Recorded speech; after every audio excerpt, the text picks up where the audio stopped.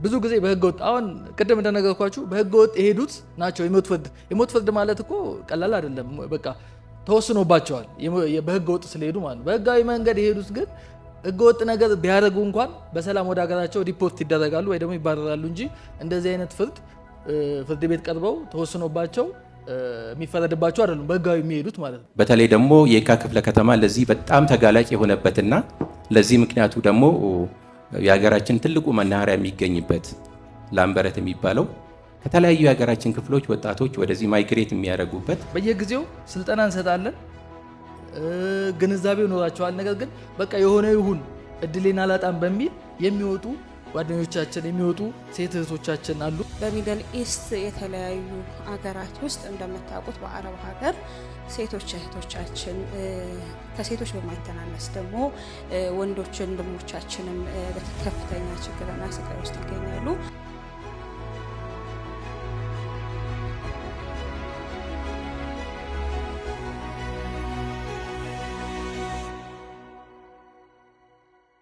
ሰላም እንዴት ናችሁ? በድጋሚ ልንጀምር ነው ስልጠናችንን። የፍትህ ጽህፈት ቤት ኃላፊያችን አቶ ጥላሁን ገብሬ የመክፈቻ ንግግር ያደርጉልናል። እሳቸውን ወደ መድረክ ጋብዙልኝ። ወይዘሮ የኔነሽ የካስማ ድርጅት ስራ አስኪያጅ የዛሬውን የስልጠና መድረክ በበጀት ድጋፍ ያደረጉልን፣ ከተለያዩ የህብረተሰብ ክፍሎች የመጣችሁ ወጣቶች፣ ሴቶች ከሴት ማህበርና ከወጣት ማህበር እንዲሁም ከጸጥታ መዋቅራችን የመጣችሁ ህግ አስከባሪ አካላት በመጀመሪያ እንኳን ደህና መጣችሁ፣ እንኳን ተገናኘን ማለት ፈልጋለሁ። የዛሬ መድረካችን በህገወጥ ሰዎች ዝውውር ላይ የተለጠፈውን አይታችኋልና በጣም አንገብጋቢ የሀገራችንን ዜጎች በተለይ ሴቶችና ወጣቶችን እየፈተነ ያለው ጉዳይ ላይ እንድንወያይ ነው። ከዚህ በፊትም በተለያየ ጊዜ ተገናኝተን ውይይት አድርገናልና የጉዳዩ አሳሳቢነት በጣም እየባሰ ነው የመጣው።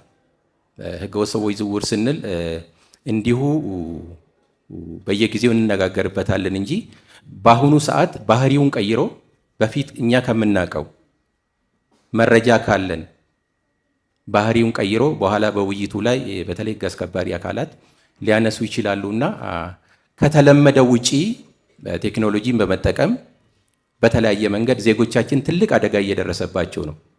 በየጊዜው ለፖሊስ ሪፖርት የሚደረጉ ለእኛም ሪፖርት የሚደረጉ ጉዳዮች ሲታይ ወጣቶቻችን በተለያየ መንገድ እየተቸገሩ እየተጭበረበሩ፣ በተለይ ደግሞ የካ ክፍለ ከተማ ለዚህ በጣም ተጋላጭ የሆነበትና ለዚህ ምክንያቱ ደግሞ የሀገራችን ትልቁ መናኸሪያ የሚገኝበት ላምበረት የሚባለው ከተለያዩ የሀገራችን ክፍሎች ወጣቶች ወደዚህ ማይግሬት የሚያደርጉበት፣ ደላሎችም ደግሞ እዛ አካባቢ በሰፊው ተደራጅተው ዜጎቻችን በከፍተኛ ጉዳት እያደረሱበት ነው። ከተለመደ ውጪ በፊት እኛ የምናውቀው ዜጎች በስደት የሚሄዱት አረብ ሀገር ብቻ ነበረ። አሁን እየሆነ ያለው ግን እሱ ብቻ አይደለም። ደላሎች ሌሎች ምዕራብ አውሮፓ፣ ሰሜን አሜሪካ፣ ካናዳን ልካለን ብለው በሰፊው ወጣቶቻችን ቤተሰብን እያስጨነቁ ከፍተኛ ገንዘብ እየከፈሉ ላይሳካ ነገር ብዙ ጉዳት እየደረሰባቸው ነው ማለት ነው። እኔ ለአብነት አንድ ኬዝ ላንሳላችሁና ወረዳ 9 አንዷ ትምህርቷን ጨርሳ ቤተሰቦቿን አስጨንቃ ካናዳ ላካለሁ ብላ 400 ሺህ ብር ተቀብለዋት ስልጠና እንሰጣለን ብለው ቦሌ አካባቢ ቀጥረው፣ ነገር ግን ስልጠና የሚሰጥም የለም። ብሩን ተቀብለው እንግዲህ ምን አይነት ሲስተም ተጠቅመው እንደሆነ ዝርዝሩን ባነሳላችሁ በጣም ከባድ ነው። ስለዚህ አሁን ያለው የህገወጥ ሰዎች ዝውውር ዝም ብለን በቀላሉ ዜጎች አረብ ሀገር ይሄዳሉ፣ በደላላ ይሄዳሉ፣ ይመለሳሉ፣ ጉዳት ይደርስባቸዋል ከሚለው በዘለለ ሲስተሙ የሚሄዱበት ሀገርም የሚያጭበረበሩበት መንገድም በጣም ሰፊ ነው ማለት ነው። ለዛ ነው በዛ ጉዳይ ላይ የሚመለከታቸውን ባለድርሻ አካላት በተለይ ወጣቶችና ሴቶችን ቢያንስ በምንችለው አግኝተናቸው ውይይት ብናደርግ ጥሩ ነው ብለን ነው ይህን መድረክ ያመቻቸ ነው። እንግዲህ ይህን ድርጊት ለመከላከል በሀገራችን የህግ ማዕቀፎች ወጥተዋል። ዛሬ ውይይት ልታደርጉበት ትችላላችሁ። ከፌዴራል ጀምሮ እስከ ከተማ አስተዳደሩ ድረስ ወንጀሉን ለመከላከል የህግ ማዕቀፎች ተዘጋጅተዋል። ከሱ በዘለለም ደግሞ አደረጃጀቶች ተፈጥረዋል። ወንጀሉን በቅንጅት መከላከል እንዲቻል ወሳኝ የሆኑ መንግስታዊ ተቋማት፣ የጸጥታ አካላት፣ ጉዳይ የሚመለከታቸው አካላት የተካተቱበት ግብረ ኃይል አይደለም ትብብር ጥምረት ተብሎ ምክር ቤት ተብሎ ተደራጅቶ ወደ ስራ ተገብቷል። ብዙ ስራም እየተሰራ ነው ማለት ነው። ችግሩ ስቲል ግን የሚፈለገው ደረጃ መከላከል አልተቻለም። በዚህ ላይም ዓለም አቀፍ ኤንጂኦዎችም እንደ ካስማ ያሉ ዛሬ ድጋፍ ያደረጉልን አገር በቀል ድርጅቶችም በሰፊ እየሰሩ ነው። ቢሆንም ግን ችግሩ ስቲል አሁንም የከፋና ዜጎቻችንን ለአደጋ እየዳረገ ስለሆነ እኛ ዛሬ እዚህ የተገናኘ ነው አንድም ራሳችንን ከዚህ ድርጊት እንድንከላከልና የችግሩ ሰለባ እንዳንሆን ደግሞ አደረጃጀትም ስለሆነ ወጣት ማህበር ነው የተጠራችሁት። የወጣት ማህበር አመራሮች ናችሁ እዚህ ያላችሁትና የሴት ማህበር አመራሮች ናችሁ እዚህ ያላችሁትና አባላት ናችሁ እዚህ ያላችሁትና የጸጥታ መዋቅር ነው ዛሬ የጠራ ነው ፖሊሶችን በሚፈለገው ሁሉም ባይመጡልንም። ስለዚህ እኛ ቅድም ካልኩት በህግ ማዕቀፎች የተደራጀ ነው ትብብር ጥምረት። እነዚህ አካላት ሁሉ አባል ናቸው፣ የራሳቸው ድርሻ አላቸው። በትብብር ጥምረቱ ስር ወደ 6 የሥራ ቡድን ነው የተደራጀው። ግንዛቤ የሚፈጥር አለ፣ ተጎጂዎችን መልሶ የሚያቋቁም አለ። የህግ ማስከበሩ አካባቢ ደግሞ በዚህ ወንጀል ድርጊት ውስጥ የተሳተፉትን ሰዎች ተገቢውን ማስረጃና መረጃ አጣርቶ አደራጅቶ ለህግ እንዲቀርቡና ተጠያቂ እንዲሆኑ በዚህ አግባብም የተደራጀ ያለና በዚህ አደረጃጀት በ6ቱም የሥራ ቡድኖች ውስጥ እያንዳንዳችን የሥራ ድርሻችን ስላለን የሚቻለልን ኃላፊነታችን መወጣት ይጠበቅብናል ማለት ነው። ኃላፊነታችን መወጣት ይጠበቅብናል። ምናልባት በሚፈለገው መልኩ ትብብር ጥምረቱን አደራጅተን የጋራ መድረክ አግኝተን ለመወያየት ሁኔታዎች ያልተመቻቹ ቢሆኑም በተቆራረጠ ሁኔታ ወንጀሉን ለመከላከል እነዚህ የተደራጁ ትብብር ጥምረት አካላት የሥራ ቡድኖች ውይይት እያደረግን ነው። በቀጣይም በ2019 ይህን ነገር እናጠናክራለን ማለት ነው። መጀመሪያ ላይ ካነሳሁት ጉዳይ አንጻር ድርጊቱ በጣም ከባድ ነው። ዜጎች እየተጎዱ ነው። በዝምታ የሚታይ አይደለም። ዘመናዊ ባርነት እየሆነ ነው። ስለዚህ የዛሬው መድረክም ካስማ አገር በቀል በጎ አድራጎት ድርጅትን በጣም እያመሰገንን ስልጠናው በይፋ የተከፈተ መሆኑን ልገልጽ ወዳለሁና መልካም የስልጠና ጊዜ ይሁንላችሁ። ምናልባት ወደ ስልጠና ከመግባታችን በፊት የካስማ ድርጅት ስራ አስኪያጅ መልእክት አስተላልፈው ከዛ በኋላ ወደ ስልጠና ብንገባ ጥሩ ነው ብዬ ነው የማስበውና ወይዘሮ የኔነሽን ጋብዛለሁ። እንደምን አደራችሁ? እሺ፣ አመሰግናለሁ ለድሉ። እንግዲህ በህገ ወጥ የሰዎች ዝውውርና ሰውን ድንበር ማሻገር ወንጀል ላይ የህግ ማዕቀፎቹ ምን ይላሉ? ብዙ ጊዜ ሰዎች ችግር ውስጥ ከገቡ በኋላ ህግ የለም ህግ አይደግፈንም ይባላል እና የእሱንም ብዥታ ለማጥራት እና ህጉ ምን ይላል ምን ያህል ይደግፈናል የሚለውን እንግዲህ ከህግ ባለሙያዎች የምናይና የምንማማር ይሆናል። በተለይ ደግሞ በአሁን ላይ በሚድል ኢስት የተለያዩ አገራት ውስጥ እንደምታውቁት በአረብ ሀገር ሴቶች እህቶቻችን ከሴቶች በማይተናነስ ደግሞ ወንዶች ወንድሞቻችንም በከፍተኛ ችግርና ስቃይ ውስጥ ይገኛሉ።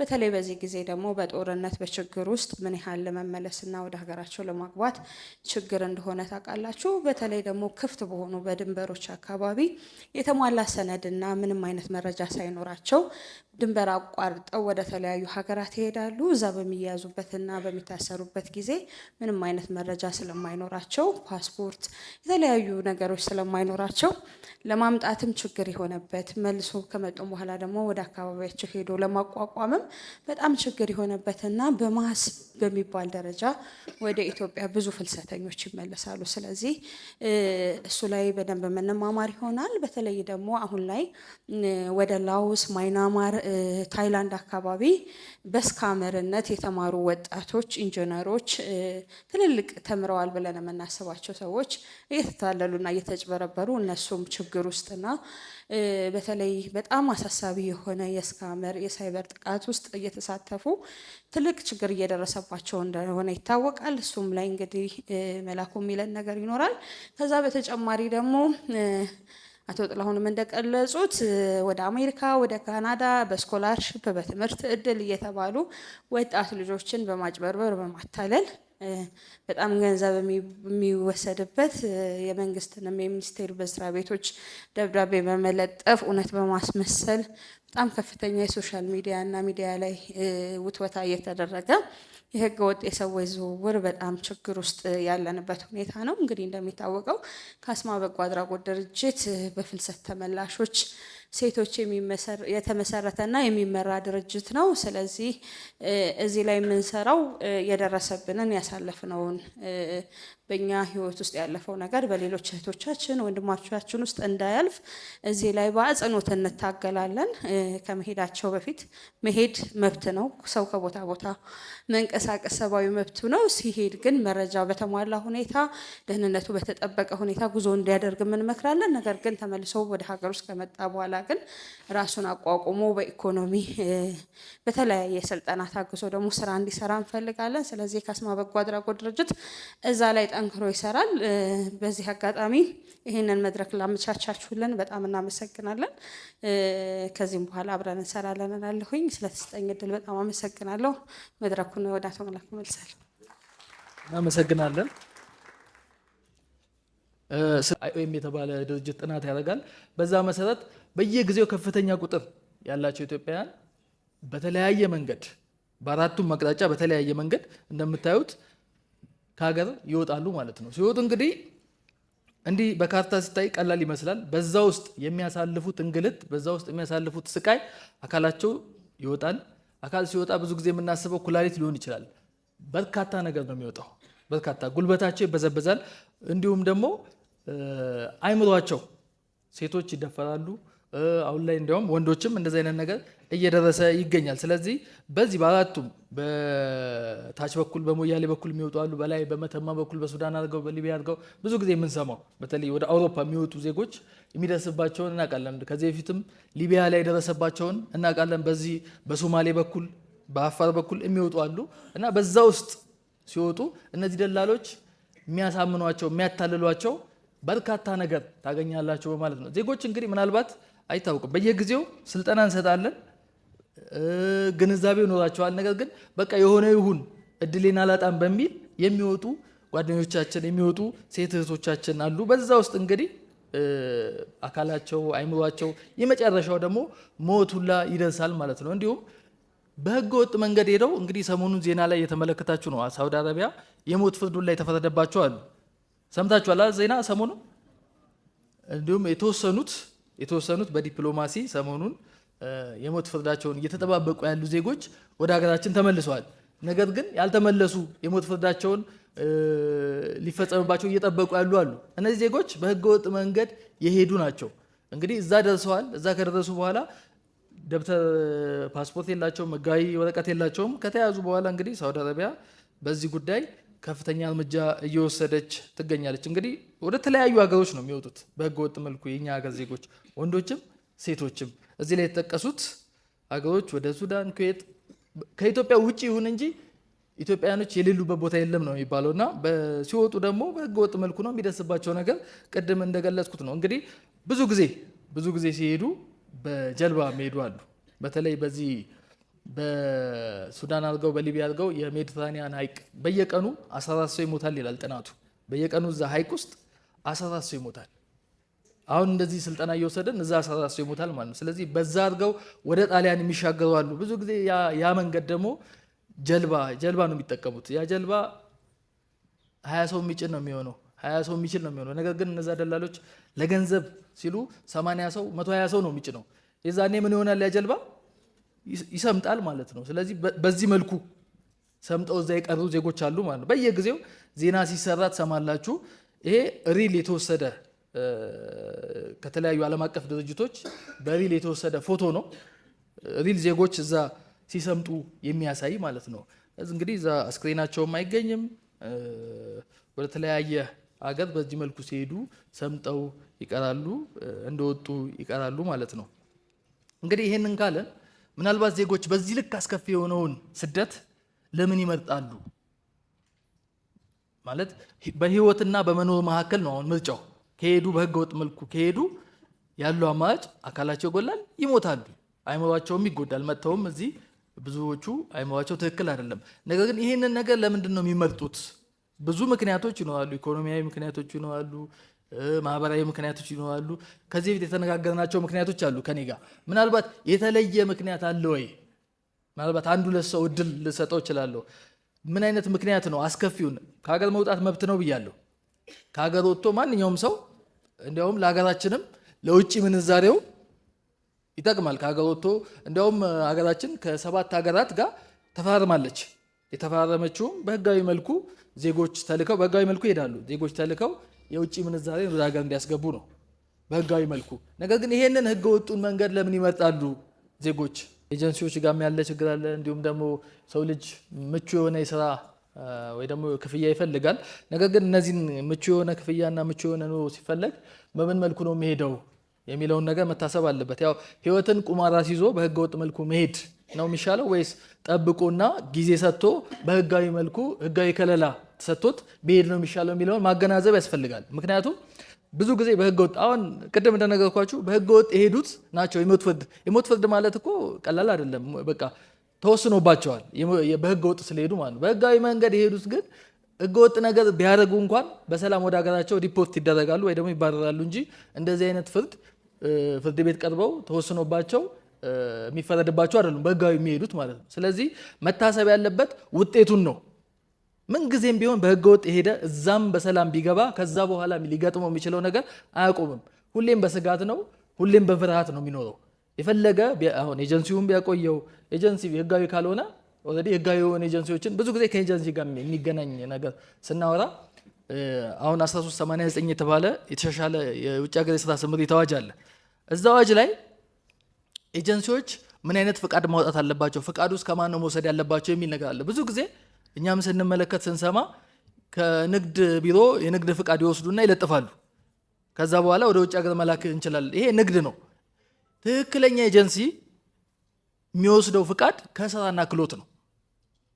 ገብቷቸዋል። ከስራና ክህሎት የሚወሰድ ፍቃድ ነው እንጂ የንግድ ፍቃድ ንግድ አይደለም። የሰው ልጅ መላክና መቀበል በንግድ ደረጃ አይደለም የሚወሰደው። ትክክለኛው ሰርተፊኬት የብቃት ማረጋገጫ የሚወሰደው ከስራና ክህሎት ነው። እንዲሁም ምን ይላል እዛ አዋጁ ላይ 5 ደረጃዎችን ያስቀምጥላቸዋል። አሁን አዲስ የወጣው በቅርቡ 2017 ነው የወጣው አዋጁ። 5 ደረጃዎች አላቸው። ዋስትና የሚያስቀምጡት አለ። አንደኛው ኤጀንሲ ደረጃ 1 የሚባለው 20 ሚሊዮን ብር ካፒታል ሊኖረው ይገባል ይላል። 20 ሚሊዮን ብር ካፒታል ሊኖረው ይገባል። እንዲሁም ደግሞ ለዋስትና $250,000 ማስቀመጥ አለበት ይላል። እንግዲህ ይሄ ማለት ዜጎችን ወደ ውጭ የሚልክ አካል ነው። ዜጎች ላይ በኋላ ሊደርስ የሚችለው ወይ ደግሞ እዛ ብዙ ነገር ሊደርስባት ይችላል።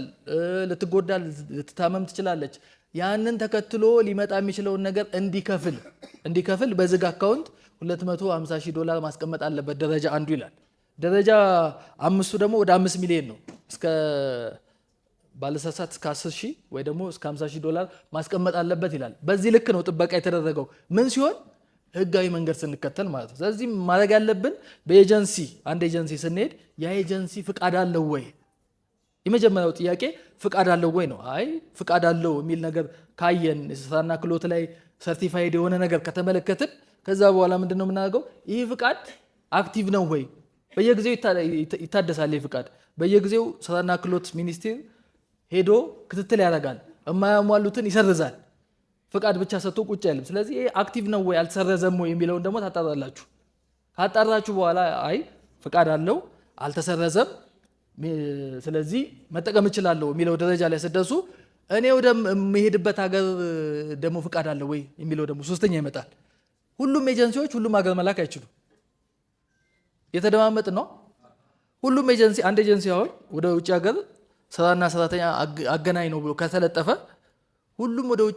የሁሉንም ወደ ውጭ ሀገር ይልካል ማለት አይደለም። ፍቃድ የሚሰጠው ለአንድ ሀገር ሊሆን ይችላል፣ ለ2 ሀገር ሊሆን ይችላል። ያ ሲሰጠውም የራሱን የቻለ መስፈርት አለው። እዛ ሀገር ተወካይ አለ ወይ? አሁን መንግስት ሌበር አታሽ የሚለው ነገር አለ። እዛ የተመደበለት ነው ወይ? እዛ ደህንነቱን የሚከታተል ሰው አለ ወይ የሚለው ነገር ብዙ ነገር ታይቶ ነው ፍቃድ የሚሰጠው። ስለዚህ ልክ እኛ በቃ ፍቃድ አለው ፍቃዱ ታድሷል ብለን መሄድ ሳይሆን ማሰብ ያለብን እኔ መሄድ የምፈልገው ኩዌት ነው፣ የኩዌት ፍቃድ አለው ወይ? እኛ መሄድ የፈለግነው ኩዌት ነው፣ ነገር ግን እሱ ፍቃድ ያለው የጆርዳን ሊሆን ይችላል፣ የሳውዲ አረቢያ ሊሆን ይችላል። ስለዚህ ይሄንን ማጣራት አለብን። ይሄን ካጣራን በኋላ ብንጠብቅም ችግር የለም። 1 ዓመትም ብንጠብቅ ምንም ችግር የለም። 1 ዓመት ከምናምንም ብንጠብቅ ችግር የለውም። ምክንያቱም ህይወታችንን ቁማራ ሲዘን መሄድ ስለሌለብን በዚህ መልኩ የሄደ ዜጋ በዚህ መልኩ አጣርቶ የሄደ ዜጋ ምንም ቢሆን ወድቆ አይወድቅም። ምክንያቱም የፈለገ ችግር ቢደርስበት ይሄ ኤጀንሲ ተጠያቂ ነው። ይሄ ኤጀንሲ ይታወቃል፣ ፍቃድ አለው፣ መንግስት ያውቀዋል። ልክ ሲጠየቅ ደግሞ የተቀመጠ ገንዘብ አለ። መክፈል እንኳን ባይችል እሱ መንግስት በዝግ አካውንት ያስቀመጠው አለ። መንግስት ከዛ ላይ አንስቶ ለዜጋው ለተጎዳው ዜጋ መክፈል ይችላል ማለት ነው፣ አሁን አዲስ የወጣው አዋጅ። ስለዚህ በዛ መልኩ ስለሆነ ህጋዊ የሆነው መንገድ መከተል አለብን የሚለውም ማሰብ አለባችሁ። ያው እንደተጠቀሰው ቀደም 2 አይነት ምክንያቶች ይኖራሉ ዜጎች በህገወጥ መልኩ የሚሄዱት። አንደኛው ገፊ ምክንያት ነው። ገፊ ምክንያት ስንል ከሀገር እንድንወጣ የሚያደርገን ነው። ሁለተኛው ደግሞ የሚስበን እዛ ሀገር ያለ ነገር እኛ እዛ እንድንሄድ የሚስበን ነገር ነው። ያው ብዙ ጊዜ እንደሚጠቀሰው ከሀገር እንድንወጣ የሚገፉን ነገሮች ኢኮኖሚያዊ ኬዞች ናቸው። ያው የስራ እድል ማጣት፣ አንዳንዴ ስራ ኖሮ ስራውን መናቅም አለ። እዚህ ሀገር ያለውን ስራ ንቆ እዛ ሀገር ግን ታች ወርዶ እስከ መስራት የሚደርሳል። እዚህ ሀገር መንገድ መጥረግ ወይ ደግሞ ቤት ማጽዳት የማይፈልግ አካል እዛ ግን ወርዶ እስከ ታች ድረስ መስራት የሚፈልግ አለና ስራን መናቅ፣ አንዳንዴ ደሞዙን መናቅ፣ በአንዴ እድገትን መፈለግ፣ እነዚህ ነገሮች ከኢኮኖሚው አንጻር ገፊ ምክንያቶች ናቸው ብለን መውሰድ እንችላለን። ማህበራዊ ምክንያቶች የምንለው ብዙ ሴቶች ምናልባት ትዳራቸው ይፈርስና የገቢ ምንጫቸው የትዳር ባላቸው ሊሆን ይችላል። ያ ባል ደግሞ ትቷቸው ሲሄድ ልጅ ሊኖር ይችላል። ያንን ልጅ ለማሳደግ ወደ ውጭ ይሄዳሉ፣ ወደ አረብ ሀገር ይሄዳሉ። ቤተሰቦቻቸው በሞት ያጡ ከሆነ እህት ወንድም ካላቸው እነሱን ለመርዳት ይወጣሉ። የቤተሰቦቻቸውን ህይወት ለመቀየር ራሳቸውን ይሰዋሉ ማለት ነው። አንዳንዴ በትምህርትም አለመሳካት ለዚህ እንደ ምክንያት ይወሰዳል። ባህላዊ ስንል ደግሞ አንዳንዴ በባህል ደረጃ አዲስ አበባ ውስጥ ላይሆን ይችላል፣ የተለያዩ ክልል ከተሞች ሴቶች ንብረት የመያዝ ገቢ የማግኘት ስራ የመስራት ላይ ብዙም መብት አይሰጣቸውም እና ባህልም ደረጃ ትኩረት አይሰጠውም። ስለዚህ ምን ያደርጋሉ? አረብ ሀገር ሊሄድ ይላሉ። የሚገርመው እዚህ ጋር እዛ ሀገር ለመስራት ወይ ደግሞ እዛ ክፍለ ሀገር ለመስራት ስትል ሰው ሲያማት፣ ነገር ግን ወደ አረብ ሀገር ሊሄድ ስትል ሁሉም ያበረታታል፣ ከቤተሰብ ጀምሮ ማለት ቤተሰብ በሬውን ሸጦ ያለውን ነገር አስይዞ ተበድሮ ይልካል። ነገር ግን እዚህ ልስራ፣ እዚሁ ሀገር ውስጥ ልስራ፣ ወይ ሻይ ቤት ልክፈት ወይ ምግብ ቤት ልክፈት ብትል የማያደርግላትን፣ ነገር ግን ወደ አረብ ሀገር ሊሄድ ስትል ከየትም አምጥቶ ወላጅ ይልካል ማለት ነው። ይሄ ከባህል አመለካከታቸው አንዳንዶች እነዚህ ነው የተለመደ ሆኗል። አንዳንድ ቦታ ባሎች ሚስቶቻቸውን ይልካሉ፣ ያገባታል። ከዛ በኋላ 1 ዓመት ሳይሞላ ፓስፖርት ያወጣላታል። ከዛ የሆነ ነገር አድርጎ ወደ ውጭ ይልካታል። እሱ ቁጭ ብሎ አንዳንድ ቦታ ጫቱንም ምኑንም እየቃመ በሷ ደሞዝ በሷ ገቢ መኖር ይጀምራል። አንዳንድ ወላጆችም አሉ ክፍለ ሀገር ላይ ልክ ስትደርስ የጎረቤት ልጅ ይታያል። በቃ ሶፋ ቀይራለች፣ ቤት ቀይራለች። መቼ ነው አንቺስ? ታያላችሁ መንገድ ላይ አባት ልጁን ይዞ ምናምን አናይም? አላያችሁም? በቃ ያ ማለት ነው ወላጆች ልጆቻቸው ልክ ሴቶች ላይ ነው የሚበረታው። ልክ የሆነ አክል 18 ዓመት እንኳን ሳይሞላት መታወቂያ ይወጣል። ከዛ በኋላ ትላካለች፣ የወር ገቢ ወራዊ ደሞዝ በሉት። ከዛ በኋላ እቺ ልጅ በምንም መልኩ ምን እየሰራች እንደሆነ ምን እየደረሰባት እንደሆነ አይታወቅም። እንዲያውም አንድ ጊዜ ምንድን ነው የሰማሁት፣ የሆነ ስልጠና ላይ ልጅቷ ሄደች፣ መስራት አልቻለችም፣ ተጎዳች። ልክ ስትጎዳ ተላከች፣ ያው በህጋዊ መልኩ ስለሄደች ስትላክ ኤርፖርት ደርሳ በቃ ቤተሰብ ጋር ስትደውል ወንድሟ ጋር በቃ መጥቻለሁ ተቀበሉኝ ስትል ለምን መጣሽ ነው ያላት። እንግዲህ በዚህ ልክ ነው፣ ያው አካባቢውን ስም መጥራት አስፈላጊ ስላልሆነ ነው እንጂ በዚህ ልክ ነው አንዳንድ ቦታ ላይ ሴቶች ለገቢ ምንጭ ወደ ውጪ የሚላኩት። ልክ እንደ ደሞዝ የሆነ ደረጃ ስደርስ በሬውንም ምኑንም ሸጦ ሜዲካልም አስመምሮ ፓስፖርት ማውጥቶ ደላሎችን በየጊዜው ወደ አዲስ አበባ መጥተው ይልኳቸዋል ማለት ነው። ሌላው ደግሞ የአመለካከት ችግር አለ። የአመለካከት ችግር ስንል አንዳንዶች ከደላላ ጋር ባላቸው ቅርበት ይሄ ህጋዊ መንገዱ ከፍተኛ ወጪ ያወጣል፣ ጊዜ ይፈጃል የሚለውን ነገር ስለሚያስቡ ምን ጊዜም የሚመርጡት ሳይሞክሩት ህጋዊ መንገዱን ሳይሞክሩት ህገወጡን መንገድ ይመርጣሉ። አሁንም መውጣት ይቻላል ብለናል። ነገር ግን ህጋዊ መንገዱን ሳይከተሉ የሚወጡ ዜጎች የሚደርስባቸው ነገር አለ። አንደኛው አመለካከታቸው በተለይ ለህጋዊ ዛሬ እናንተም ልትገነዘቡት የሚገባው መውጣት መብት ነው፣ መስራት መብት ነው፣ መለወጥ መብት ነው። ህገ መንግስታችንም ይፈቅዳል። ነገር ግን የምንወጣበትን መንገድ እናስተካከል። ህይወታችንን ቁማር አስይዘን መውጣት የለብንም ነው። ህጋዊ መንገዱ ከፍተኛ ወጪ ያወጣል፣ እንዲሁም ደግሞ ይቆያል ማለት 1 ዓመት ቢቆይ እዛ ሄደን ግን በ1 ዓመት ውስጥ ምን ሊደርስብን እንደሚችል አስቡት። ስንሄድ ደግሞ በህጋዊ መልኩ ስንሄድ ያለውን ጥቅም ተናግሬያለሁ። በርካታ ነገር ነው የምንጠቀመው፣ ለቤተሰቦቻችንም የሚተርፍ ማለት ነው። ሌላው እንግዲህ ሳቢ ምክንያት የምንለው እዛ ሀገር ያለ ነገር ውጭ ሀገር ያለ ነገር ብለን ስንመለከት የሰራተኛ ፍላጎት ከፍተኛ የሰራተኛ ፍላጎት ስላለ በየጊዜው መሄድ የሚፈልግ አካል በህገ ወጥ መሄድ የሚፈልግ አካል ተቀባይነት አለው። እዛ በህጋዊ መሄድን በህገ ወጥም ከፍተኛ የሰራተኛ ፍላጎት ስላለ ሁሌ ተቀባይ አለ። መረጃ ትራንስፖርት አሁን ቀላል ሆኗል። ፓስፖርት በቀላሉ መታወቂያ ካለ በቀላሉ በትንሽ ጊዜ በ25 ሺህ ብር በ2 ቀን በ3 ቀን ይወጣል። በ30 ሺህ ብር ይወጣል። ወደ ይወጣላቸዋል በ5 ቀን ባልሞላ ጊዜ ውስጥ። ትራንስፖርት ቪዛ እስከ አሁን ላይ እንደውም የሚሰማው እስከ ኤምባሲው ድረስ የተጠላለፈ ነገር አለ። ቪዛ እሷ ሳትቀር በሌለችበት ቪዛ ተመቶ ይሰጣታል። አንዳንዴ ቪዛ ይመታላቸውና ብዙ ዜጎች ያልተማሩም ይሄዳሉ። የተመታላት ቪዛ የሆነ ሀገር እሷ መሄድ የፈለገችው ሌላ ሀገር፣ እዛ ስደርስ የተመለሰች ዜጋ እንዲሁ ከወጣቶች ይመስለኛል ይህን ታሪክ የሰማሁት። እኔ መሄድ የፈለግኩት የሆነ ሀገር ነው፣ ነገር ግን ልክ እዛ ስደርስ የደረስኩበት ሀገር ሌላ ሀገር ሆኖ ተገኘ። ስለዚህ ቪዛውም ሲመታ የማያዩ ገንዘብ ተቀብለው በደላላ በኩል ብዙ ነገር የሚደረግበት ሁኔታ አለ ማለት ነው። የህገ ወጥ ሰዎች ዝውውር ደረጃ አለው ማለት በደረጃ ስንከፋፍለው የመጀመሪያው ምልመላ አለ። ይመለመላሉ። ደላላው ያውቃል ማ ራሱን መለወጥ እንደሚፈልግ፣ ማ ቤተሰቡ መለወጥ እንደሚፈልግ፣ ማ ምን ብለው እንዴት ማሳመን እንዳለበት ስለሚያውቅ ይመለምላል። ከዛ በኋላ ያጓጉዛል። በተለይ ማጓጓዝ ላይ ሴቶችን ብቻ ሳይሆን ህፃናትን በተለይ ማጓጓዝ ላይ ከክልል ወደ ከተማ ብዙ ህፃናት ይጓጓዛሉ። ለምን? ለጉልበት ብዝበዛ፣ ለወሲብ ብዝበዛ፣ የመጨረሻው ብዝበዛ ነው። እንግዲህ ዜጎች በህገወጥ መልኩ ይወጣሉ ብለን ከተናገርን፣ በዚህ መልኩ ተመልምለው በዚህ መልኩ ተደርጎ ይወጣሉ ብለን ካሰብን በየትኛው በኩል ነው የሚወጡት ብላችሁ ብታስቡት? በድንበር በኩል ብቻ ነው እንደሚወጡት? በህገወጥ መልኩ የሚወጡት በድንበር ብቻ ነው? የት ሄዳችሁ? የተደማመጥን ነው? ዜጎች ቤት በኩል ነው የሚወጡት በህገወጥ መልኩ?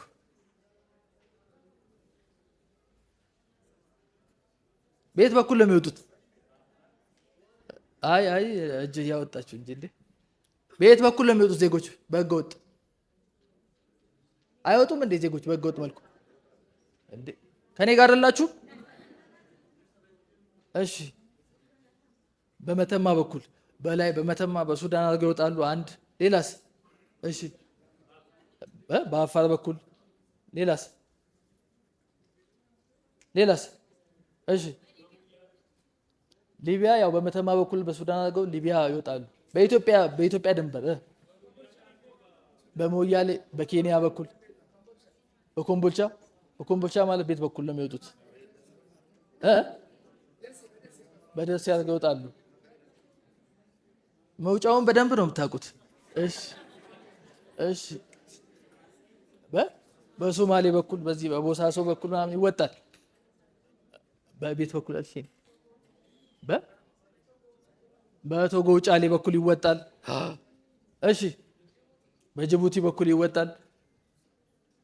እሺ በቦሌ በኩል ይወጣል። አይወጣም እንዴ? በቦሌ ግን መንገድ አለ እንዴ? የመጀመሪያው መውጫ ቦሌ ኤርፖርት ነው። ህጋዊ ፓስፖርት ይይዛሉ፣ ቪዛ ይመታላቸዋል። ሁሉ ነገር ጨርሰው እንግዲህ የኤርፖርት አሰራር እነዚህ ህጋዊ የሆኑ መስፈርቶችን ካሟሉ መከልከል ይችላል እንዴ? ይችላል መከልከል? አይችልም። ህጋዊ ነገር አሟልቷል። ስለዚህ ፓስፖርቷም ህጋዊ ነው፣ ከወንጀል ነፃ ሁሉ ነገር አሟልታ ስትሄድ አንድ ሴት በቃ ታልፋለች፣ ትሄዳለች። ነገር ግን የምትሄድበትን ሀገር አታውቀው፣ እዛ የሚቀበላትን አታውቀው።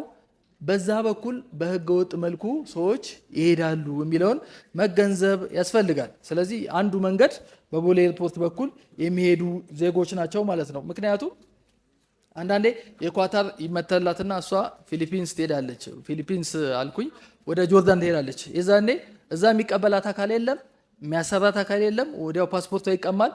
ህገወጥ ከሆኑ ደግሞ ምንድነው የሚደረገው? አንደርግራውንድ ስራ ይመደባሉ። አንደርግራውንድ ላይ ጉልበታቸው ይበዘበዛል። በቃ ሴቶች ከሆኑ ደግሞ ለወሲብ ብዝበዛ ይጋለጣሉ። በርካታ ነገር ነው የሚደረጉት። ስለዚህ የመጀመሪያው በቦሌ ኤርፖርት በኩል ብለን መውሰድ እንችላለን። ሌላው እንግዲህ እንደጠቀሳችሁት ነው። በዚህ በሞያሌ በኩል ይወጣሉ። በመተማ በኩል በላይ በኩል ምናልባት መተማ በኩል በጣም ሰንሰለቱ ከባድ የሆነ መውጫ ነው። በመተማ አድርገው በሱዳን አድርገው በሊቢያ አድርገው ከዚህ በፊት ያው ታሪኩን ታውቃላችሁ። 2007 አካባቢ ወጣቶቻችን የታረዱበት ማለት ነው። ታውቃላችሁ አይደለ?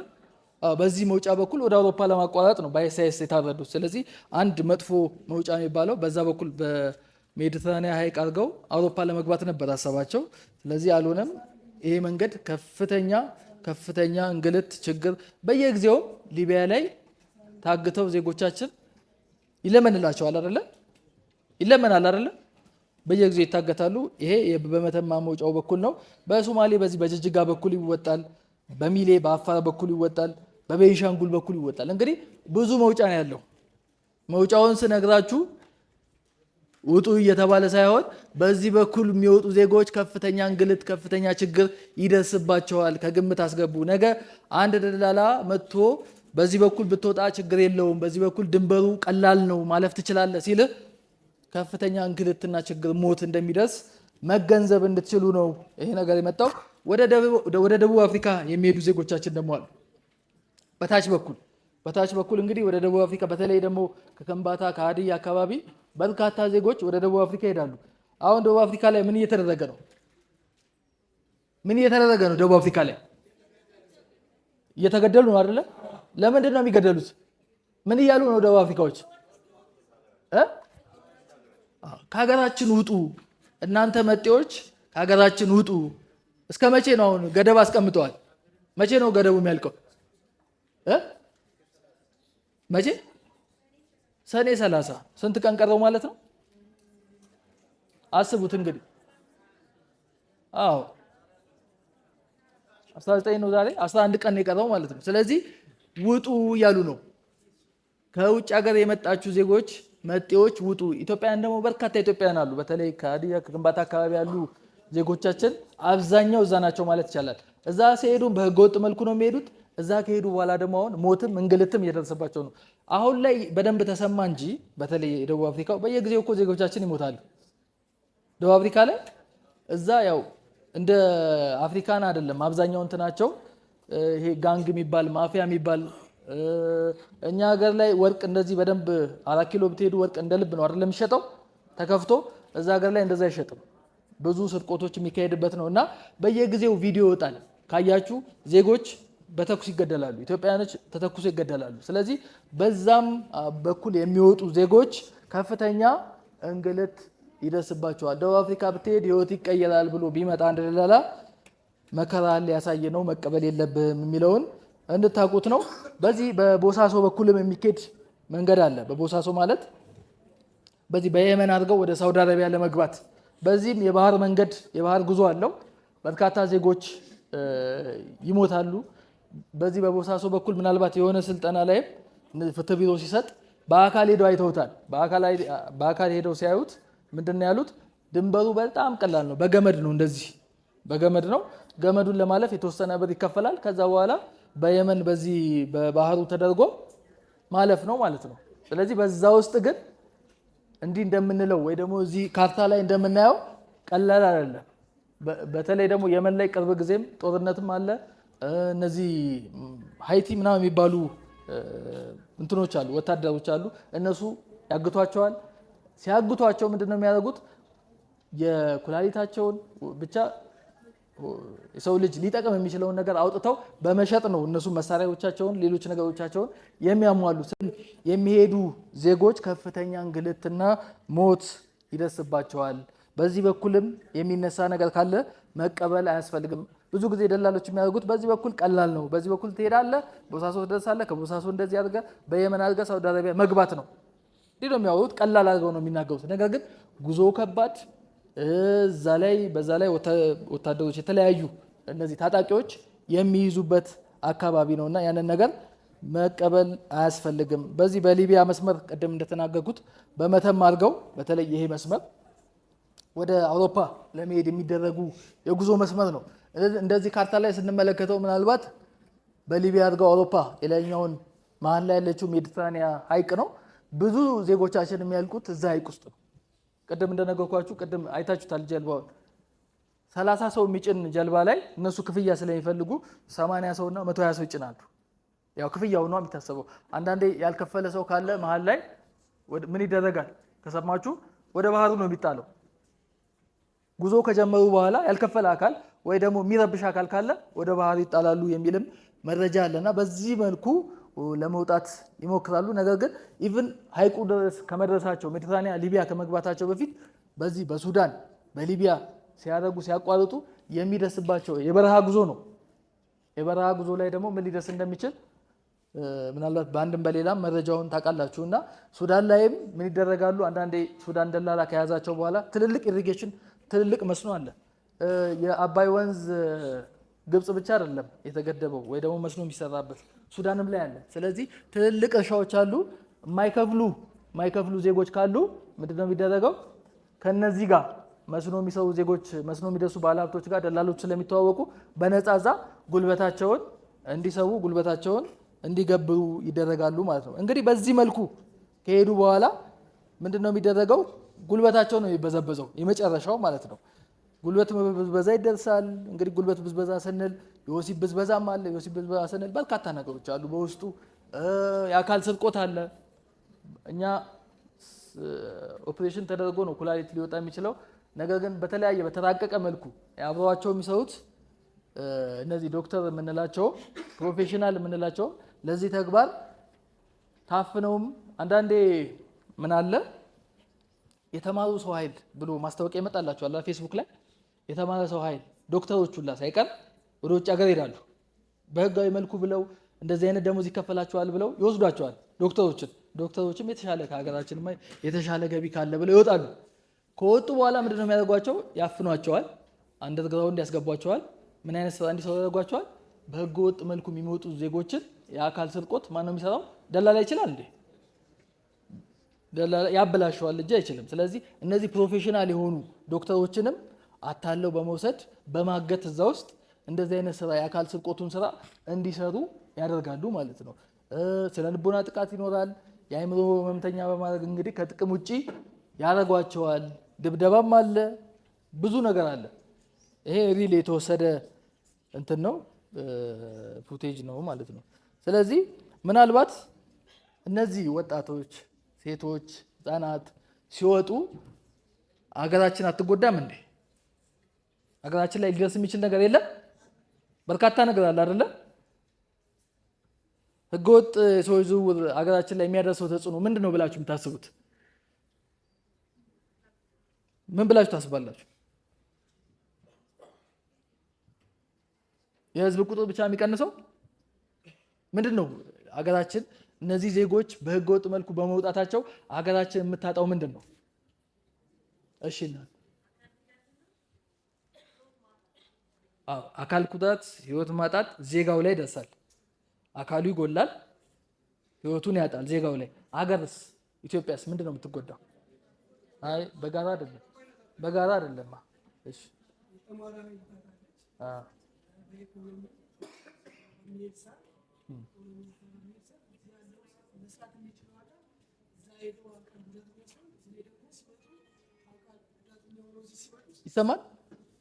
ይሰማል ያለው ይሰማችኋል?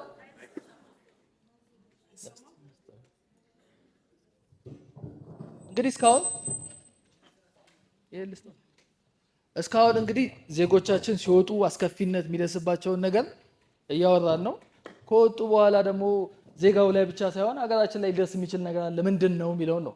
ሀገሪቷ ላይ የሚመጣው አንደኛው የተማሪ ታጣለች። ሁለተኛ ደግሞ ያ ሰው ከዚህ ሀገር ወደ ስደት ሄዶ አካል ጉዳተኛው ሲመጣ በሀገሪቷ ላይ ኢኮኖሚ ይዛባል። ለምን? ያ ሰው አካል ጉዳተኛ ነው። ለሱ መንግስትም ሆነ ቤተሰብ የሚያወጣው ለሕክምና ለተለያዩ ነገር የሚያወጣው አገሪቷ ላይ ጉዳት ያመጣል። እሺ ሌላስ ምን ይደርሳል? ሀገራችን ላይ የሚደርስ ነገር የተማረ ሰው ኃይል ታጣለች። ብዙ ጊዜ 12 ዓመት ሙሉ ተምረው ዩኒቨርሲቲ ገብተው 5 ዓመት ቆይተው እንግዲህ መንግስት ወይ ደግሞ ሀገራችን ኢንቨስት ታደርጋለች፣ እኛ ላይ ኢንቨስት ታደርጋለች። ዩኒቨርሲቲ ገብተን እንድንማር፣ ትምህርት ቤት ሄደን እንድንማር ብዙ ነገር ይደረግልናል። ያንን ነገር ትቶ ከሀገር ከወጣ በኋላ ቢሞት አካሉ ቢጎል መስራት ባይችል ክስረት ነው አይደል? ለሀገር አንዱ ክስረት ነው። የመጀመሪያው ልክ ነው እንደተባለው እነዚህን ችግሮች ወይ ደግሞ እነዚህን ህገወጥ የሰዎች ዝውውር ላይ የተወሰደው የመጀመሪያው እርምጃ ችግሩን መከላከል ነው። ችግሩን መከላከል ማለት ከመፈጠሩ በፊት ነው። ከመፈጠሩ በፊት ምን ማድረግ ነው? ልክ ዛሬ እንደምናደርገው ከካስማ የበጎ አድራጎት ድርጅት ጋር ተባብረን እንደዚህ ለዜጎች ግንዛቤ መስጠት። ግንዛቤ ስንሰጥ ችግሩ ከመፈጠሩ በፊት ምን አደረግ ነው ማለት ነው? ተከላከል ነው ማለት ነው። በተለያዩ ሚዲያዎች እኛ ከአዲስ ሚዲያ ኔትወርክ ጋር በመተባበርም በየጊዜው በቴሌቪዥን በሬዲዮ ግንዛቤ እንሰጣለን። እንዲህ በጎዳናዎችም ከወጣቶች ጋር ከሴቶች ጋር በመተባበር ግንዛቤ እንሰጣለን። የመጀመሪያው ስራ ምንድነው? መከላከል። ይህንን ስራ በመስራት እንዲሁም ደግሞ ህጋዊ መንገዱን ማሳየት ከህገወጡ ይልቅ ህጋዊ የውጭ ሀገር ስምሪቱን በተለይ ከስራና ክህሎት ጋር በመተባበር ህጋዊ የሆነውን መንገድ ተደራሽ ማድረግ ችግሩን ለመከላከል እየተሰራ ያለ ስራ ነው። የተጎጂዎችን ደህንነት መጠበቅ። አንዴ መከላከሉን አልፎ የሄደ ዜጋ የመጀመሪያው መከላከል ነው ብለናል። መከላከሉን አልፎ የሄደ ዜጋ ይጎዳል በህገወጥ መልኩ ሲሄድ ማለት። ከተጎዳ በኋላ ደግሞ ምንም ቢሆን ዜጋ ነው። ያንን ዜጋ ውጭ ሀገር ታስሮ ከሆነም ታሞም ከሆነ ተጎድቶም ከሆነ መመለስና ማከም፣ ማስጠለል እንዲሁም መልሶ ማቋቋም እስከ መልሶ ማቋቋም የሚደርስ ነው። የእኛ አዋጅ 1178 የተቀመጠው እነዚህ ዜጎች በህገወጥ ሲሄዱ ደላላውን መጠየቅ ብቻ ሳይሆን ተጎጂውንም የተጎዳውንም አካል መልሶ ማቋቋም አስፈላጊ እንደሆነ ያስቀምጣል። የበጎ አድራጎት ድርጅቶች እነ ካስማ እነዚህ ተመላሾችን በማቋቋም ረገድ ጉልህ ሚና እየተጫወቱም ይገኛሉ ማለት ነው። ስለዚህ ሌላው የተጎጂዎችን ደህንነት መጠበቅ ላይም እየተሰራ ነው። ወንጀለኞችን ለፍትህ ማቅረብ። እንግዲህ ተከላከልን አልሆነም ሄደ ዜጋው ተጎዳ በህገወጥ መልኩ፣ ያንን ዜጋ ደግሞ መልሰን አቋቋም ነው። የሚቀጥለው ደግሞ ምንድን ነው? ያስወጣውን ዜጋ ያስወጣውን ደላላ መጠየቅ ማለት ነው በህግ።